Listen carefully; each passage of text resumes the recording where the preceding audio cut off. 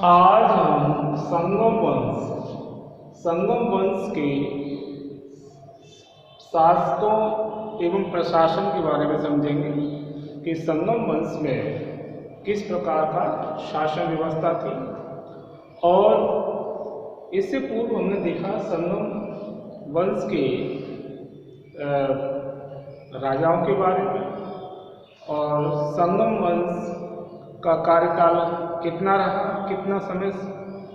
और आज हम संगम वंश के शासकों के प्रशासन के बारे में जानेंगे।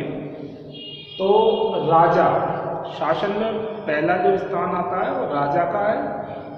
चेर, चोल, पांड्या इन तीनों राज्यों में राजतांत्रिक शासन पद्धति प्रचलित थी, यानी राजा को ही सारी शक्तियां प्राप्त थी, राजा की स्थिति सर्वोच्च थी और राजा का जो निर्णय होता था वो अंतिम निर्णय माना जाता था।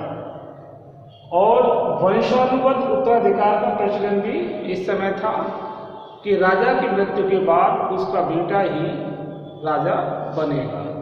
तो इस प्रकार से देखा जाए तो राजा की ऊपर किसी विशेष कोई संस्था का कोई अंकुश नहीं।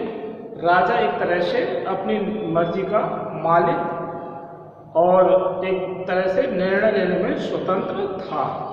तो इस प्रकार राजा की स्थिति।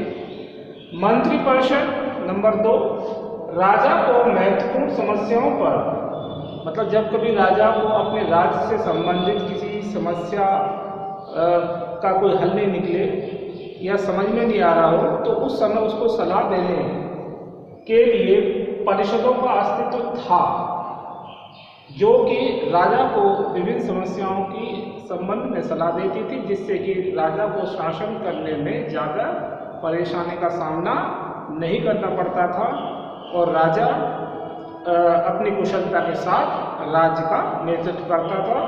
नीलकंठ शास्त्री ने 2 संस्थाओं का उल्लेख किया है। जो विद्वान नीलकंठ शास्त्री कहते हैं कि 2 संस्थाएं थी, एम एरम कुलू और एन पैरायम। ये 2 संस्थाएं थी जो राजा को सलाह देती थी। और कुछ विद्वान ये मानते हैं कि परिषद जैसा किसी का परिषद का कोई अस्तित्व ही नहीं था, लेकिन नीलकंठ शास्त्री का मानना है कि यहाँ इस समय 2 संस्थाओं का उल्लेख किया गया है नीलकंठ शास्त्री ने कि एम एरम कुलू और एम पैरायम ये राजा को सहयोग देती थी। नंबर 3, नगर सभा तथा ग्राम सभा। नगर सभा तथा ग्राम सभा। नगर सभा का कार्य न्याय व्यवस्था के संचालन में राजा को सहायता देना होता था। जब कभी जैसे कोई गंभीर अपराध है या न्याय संबंधी कोई बात है जिसमें राजा को निर्णय लेने में किसी समस्या का सामना करना पड़ रहा है, तो ऐसे समय में नगर सभा का कार्य होता था कि न्याय व्यवस्था के अंतर्गत राजा को सहायता करना। ग्राम सभा गांव के लोगों की सभा थी। किसकी थी? गांव के लोगों की थी ग्राम सभा, जो स्थानीय स्तर पर विभिन्न मामलों को देखती थी, जो समूचे ग्राम की समस्याओं का ध्यान रखती थी। मतलब गांव से संबंधित कोई भी घटना या कोई समस्या है तो उसका निपटारा करने का काम था ग्राम सभा का। तो इस प्रकार नगर सभा और ग्राम सभा अपने कार्य को बखूबी करती थी, जिससे कि राजा को भी शासन संचालन में काफ़ी सहायता मिलती थी। इसके बाद न्याय व्यवस्था। न्याय कार्य को देखने के लिए मंत्री तथा न्यायाधीश होते थे। राजा सर्वोच्च न्यायाधिकारी होता था, यानी राजा का ही निर्णय अंतिम निर्णय, और राजा चाहे तो किसी को मृत्युदंड दे सकता है और किसी को छोड़ भी सकता था। उसके विरुद्ध कोई भी विरोध नहीं कर सकता था। इस प्रकार से राजा सर्वोच्च न्यायाधिकारी होता था और फौजदारी मामलों में तो वह अंतिम निर्णायक होता था। तो इस प्रकार से न्यायाधीशों का काम यही देखना होता था कि किसने कितना अपराध किया है और कितनी उसको सजा दी जा रही है, और अंग भंग तथा मृत्यु दंड देने की भी व्यवस्था इस समय संगम वंश में देखने को मिलती है न्याय क्षेत्र में। इसके बाद सैन्य व्यवस्था, तो सैन्य व्यवस्था के क्षेत्र में देखा जाए तो संगम वंश के राजाओं ने अपने राज्य की शक्ति को मजबूत बनाए रखने के लिए और शत्रुओं से निपटने के लिए बड़े पैमाने पर अपनी सेना का गठन किया और उन पर अधिक से अधिक धन खर्च किया। इन राजाओं के पास चतुर्मुखी सेना होती थी, जिसमें पदाती सेना, अश्वारोही सेना, रथारोही और गजारोही सेना।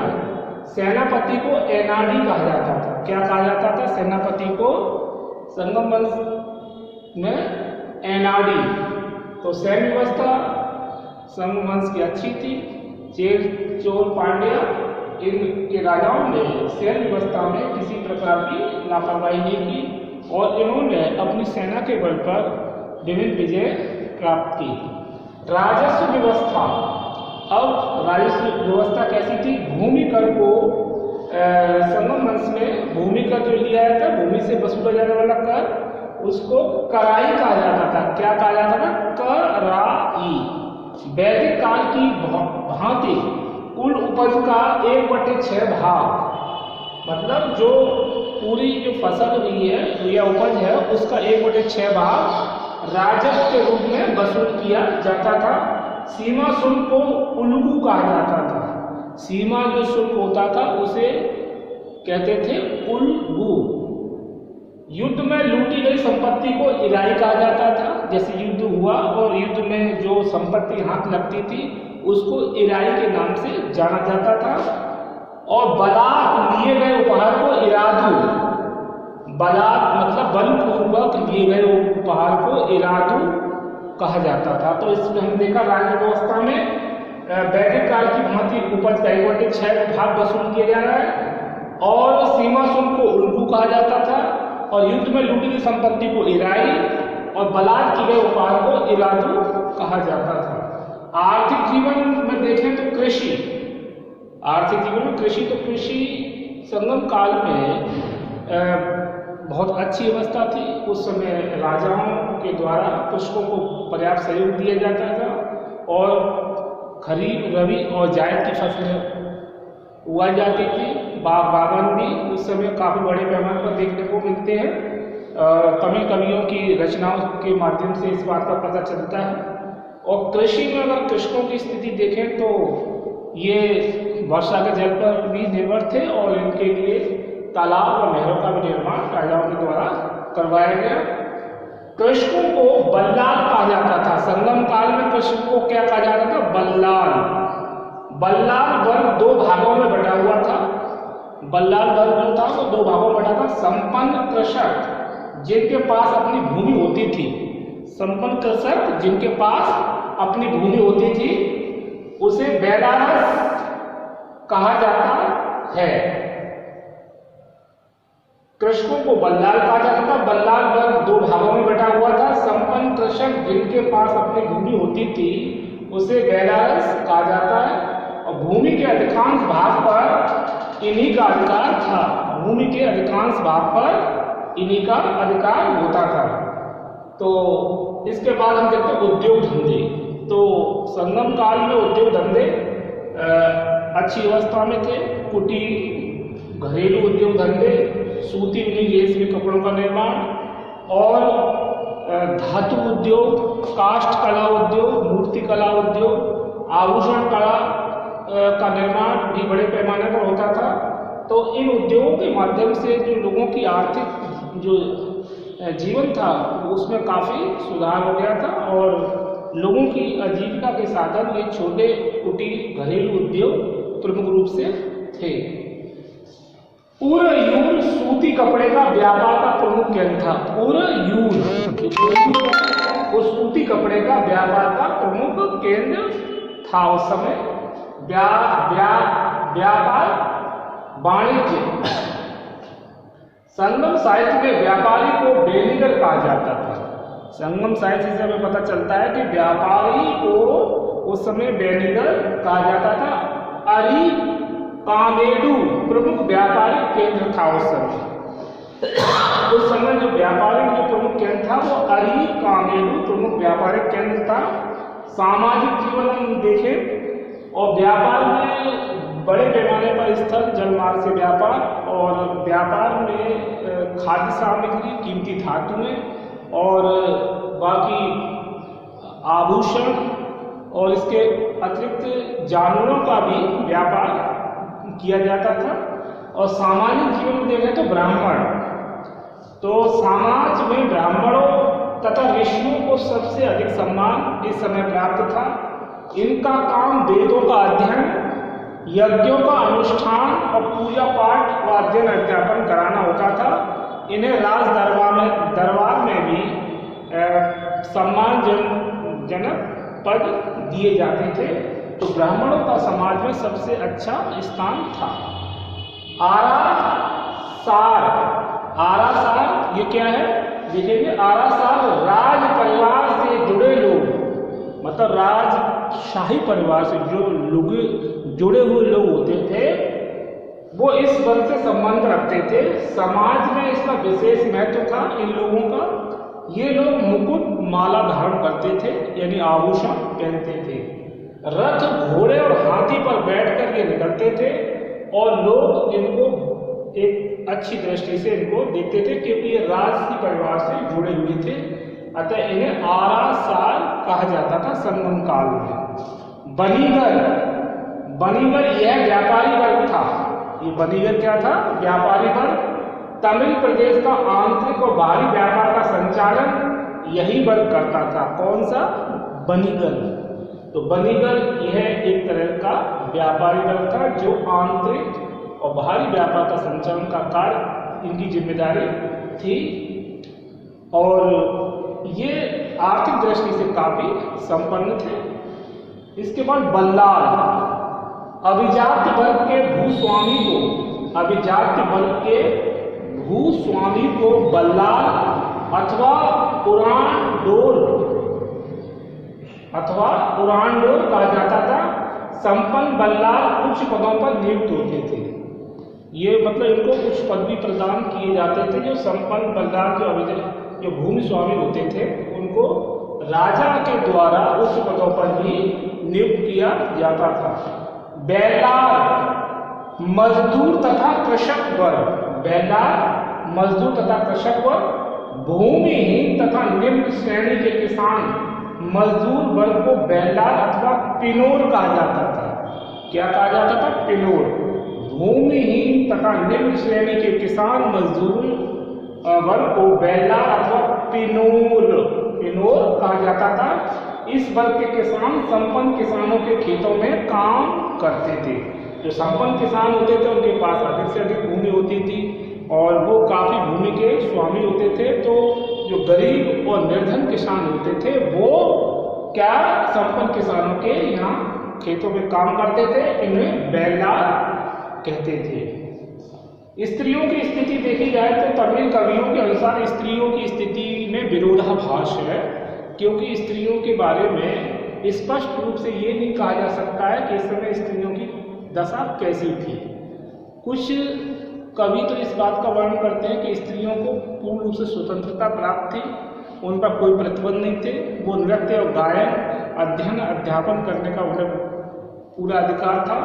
लेकिन कुछ इतिहासकार इस बात का वर्णन करते हैं कि स्त्रियों पर पर्याप्त अंकुश थे, उन्हें पर्याप्त स्वतंत्रता नहीं थी और उन्हें चार दीवारी में रहना पड़ता था।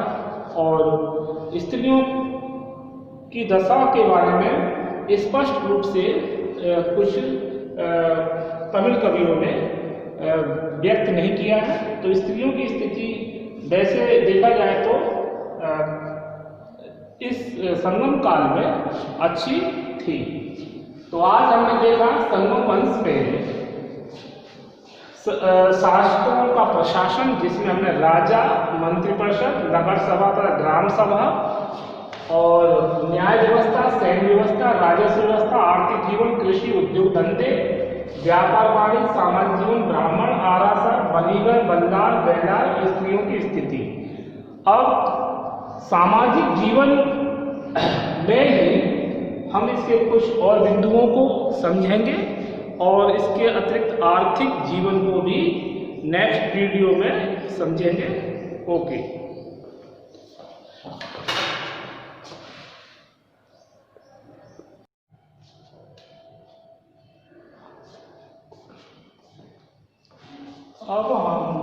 संगम वंश में सामाजिक जीवन के अंतर्गत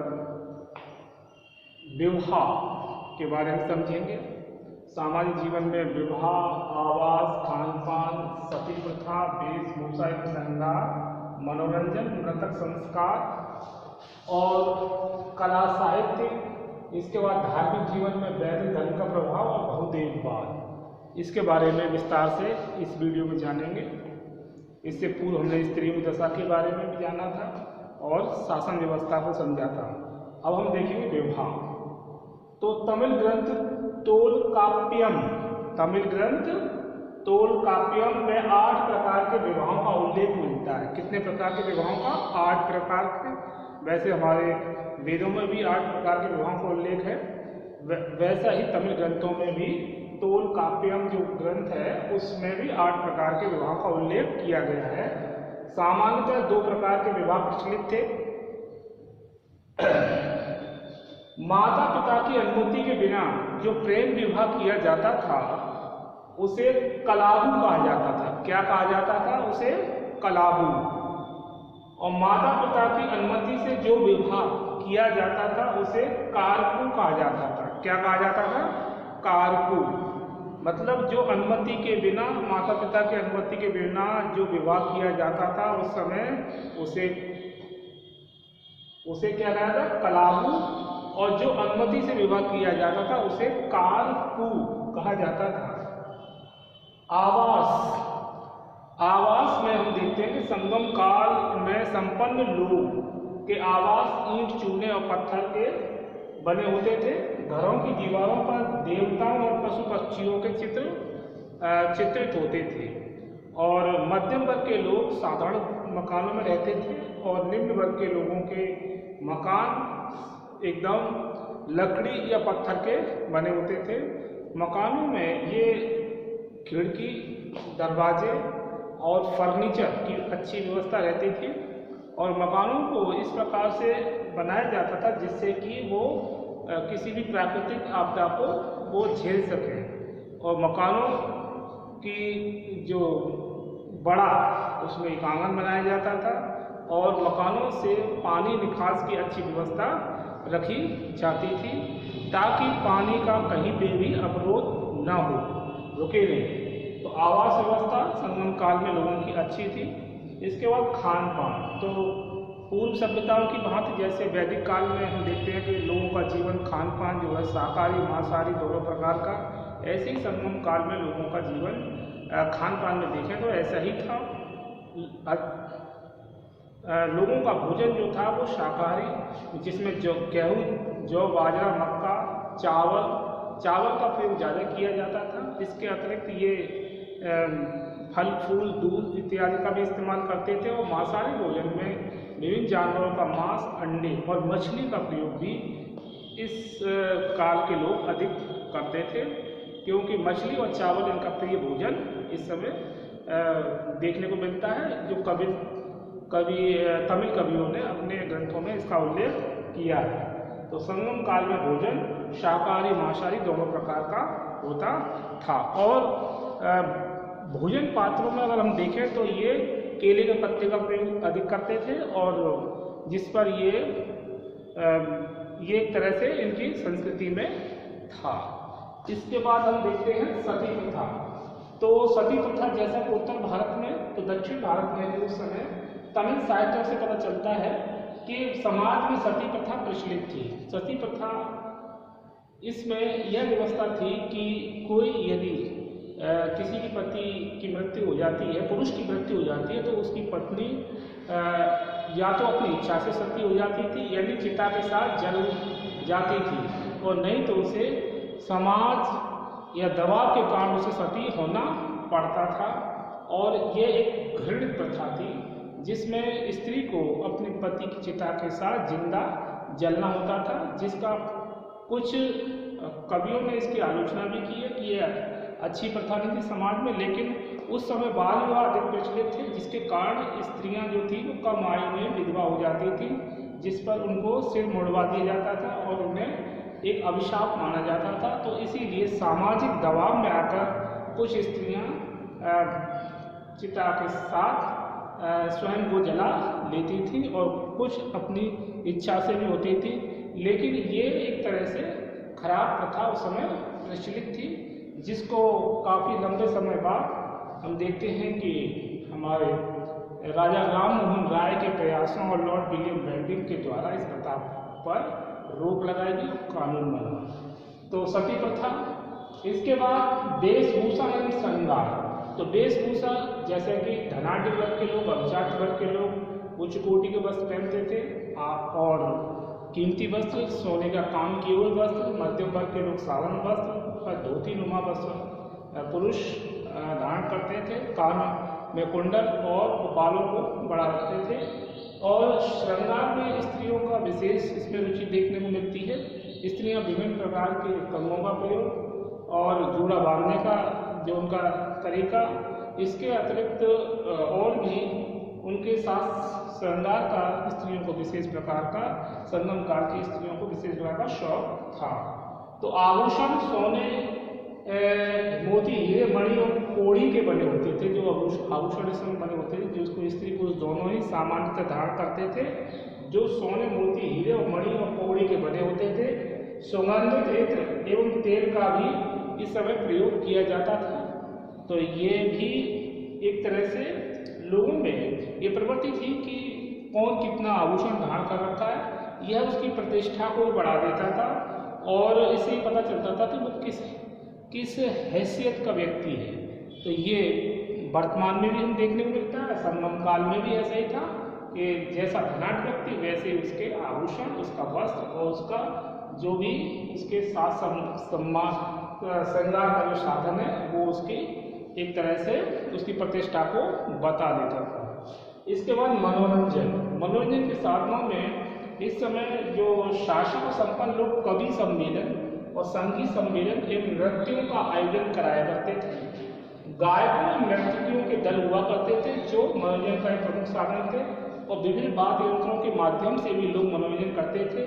इसके अतिरिक्त मनोरंजन के साधनों में पशु पक्षियों की लड़ाई और उनकी दौड़ ये भी हुआ करती थी। और शतरंज या चौपड़ खेलकर भी लोग अपना मनोरंजन किया करते थे। पर नृत्य, गायन और संगीत ये मनोरंजन के प्रमुख साधन थे संगम काल में। मृतक संस्कार। इस समय संगम काल में दो विधियां प्रचलित थी मृतक संस्कार की, जिसमें एक था दाह संस्कार और दूसरा था दफनाना। दाह संस्कार में मृत्यु होने के बाद उसके शव को लकड़ी पर रखकर जला दिया जाता था और दफनाने में उसको एक गहरे से गड्ढे खोदकर उसमें उसको लिटा दिया जाता था, ऊपर से डाल दी जाती थी। और कुछ ऐसे भी उल्लेख मिले हैं जहाँ पर वो कुछ मतलब जरूरी वस्तुएं भी उसके साथ रख दी जाती थी।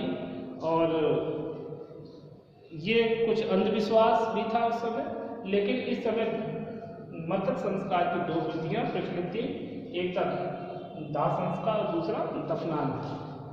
इसका कला साहित्य में अगर हम देखें तो कला साहित्य में इस समय काफ़ी उन्नति हो चुकी थी और विभिन्न विद्वान दरबार में संगम काल के राजा हुए उनके यहाँ प्रतिष्ठा प्राप्त कर रखी थी।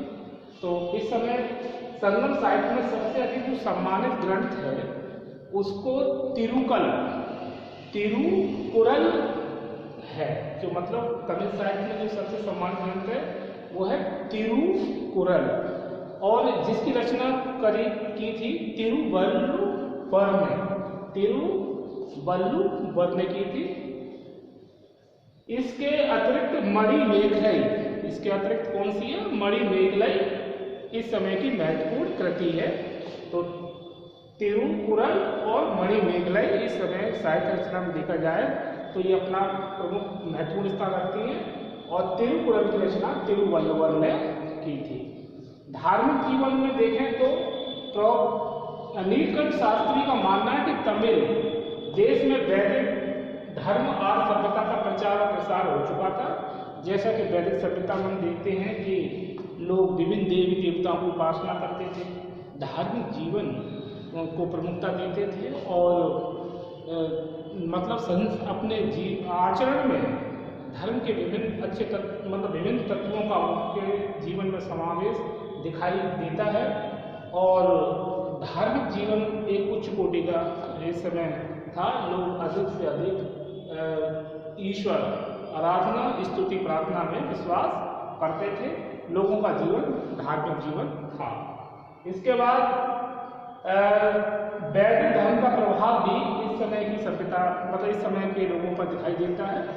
जैसा कि हमने वैदिक काल में पूर्व में जाना कि किस प्रकार के लोग बहुदेववादी थे, और संगम युग के लोग भी जो बहुदेववादी थे, विभिन्न देवी देवताओं की उपासना में विश्वास करते थे, और पूजा उपासना व यज्ञ और स्तुति प्रार्थना ये इनके साधन मतलब ये प्रकार थे कि अपने देवताओं को प्रसन्न करने के लिए। और इस समय के लोग मानते थे कि सृष्टि की रचना करने वाला ही एक ईश्वर है, और ईश्वर ही सत्य है, और उसी की कृपा से उस मनुष्य की अच्छी गति हो सकती है। अतः उसे सदैव सत्य का पालन करते हुए अपनी तृष्णाओं को नियंत्रण में रखना चाहिए, जिससे कि मनुष्य बुरे मार्ग पर न जाए और अच्छे मार्ग पर चलते हुए मोक्ष की प्राप्ति करने का प्रयास कर सके या करते रहना चाहिए। तो आज हमने संगम वंश में विवाह, आवास, खान पान और सती प्रथा, वेशभूषा एवं श्रृंगार, मनोरंजन, मृतक संस्कार, कला, साहित्य, धार्मिक जीवन में वैदिक धर्म का प्रभाव और बहुदेववाद के बारे में विस्तार से जाना। और इस वीडियो में इतना ही। इसके आगे नेक्स्ट वीडियो में अन्य विषय को विस्तार से समझेंगे। ओके।